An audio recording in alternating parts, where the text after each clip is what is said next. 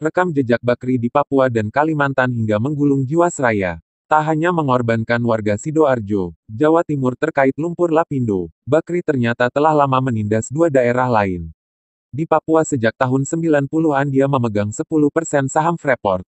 Kepemilikan saham Bakri memiliki sejarah panjang hingga membuat trauma kepala daerah di sana. Termasuk pelanggaran dalam pertambangan yang ia lakukan di Kalimantan. Sayangnya pemerintah terlalu bermurah hati padanya hingga Jiwasraya lagi-lagi akan di-bail out.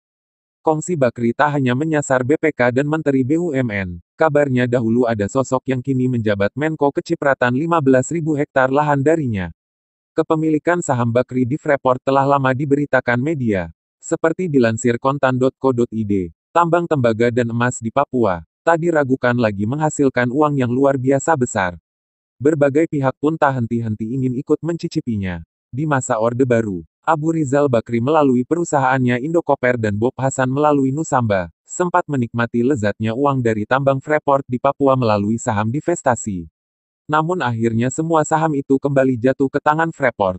Menilik sejarah kelam Bakri di tanah Papua, tak heran jika awalnya kepala daerah di sana ragu akan kebijakan divestasi saham.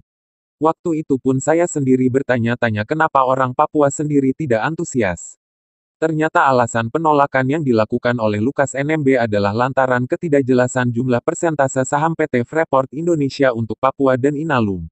Gubernur Papua menyebut proposal yang diajukan Inalum adalah dari 51% saham Freeport, sebesar 26% milik Inalum, 10% milik Papua, dan sisanya sebesar 15% tidak diketahui dimiliki oleh pihak mana.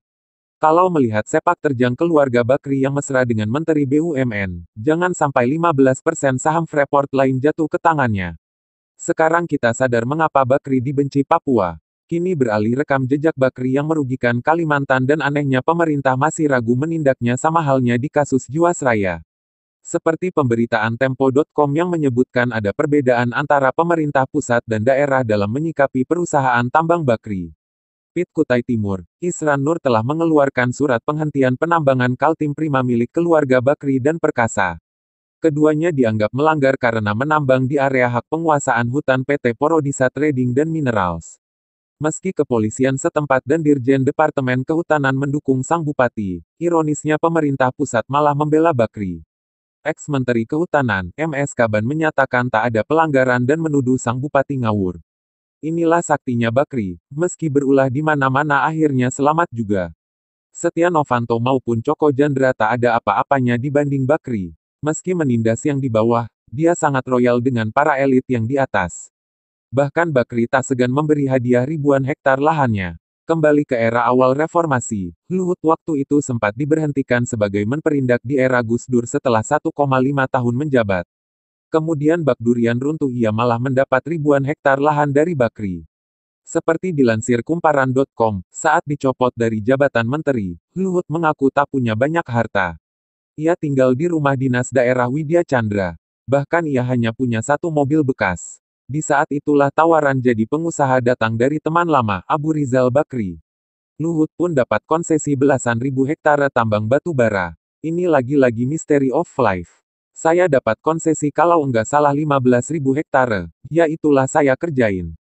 Sampai sekarang saya masih punya 6 ribuan hektare dan saya sih okelah buat orang pensiunan. Super cukup, ujarnya. Mungkin kisah manis Luhut bersama Bakri juga pernah dialami elit lainnya. Bakri memang paranormal ulung, dia seakan bisa mengintip masa depan cerah seseorang hingga berani memodalinya saat terpuruk. Mungkin bukan hanya Mes. Kaban, Ketua BPK dan Menteri BUMN era kini juga bisa jadi ikut menikmati lezatnya kue Bakri. Kue yang ia suguhkan dari hasil menindas di wilayah ia beroperasi. Tak hanya warga Sidoarjo, Papua dan Kalimantan, bahkan kejahatannya ikut menggulung Jiwasraya karena ngemplang repo saham senilai 4 triliunan. Apakah pemerintah terus tinggal diam akan kelakuan Bakri? Saya yakin Jokowi jauh dari pengaruh Bakri. Untuk kasus Jiwasraya ini rupanya dia sendiri yang harus mencekal Bakri. Begitulah kura-kura.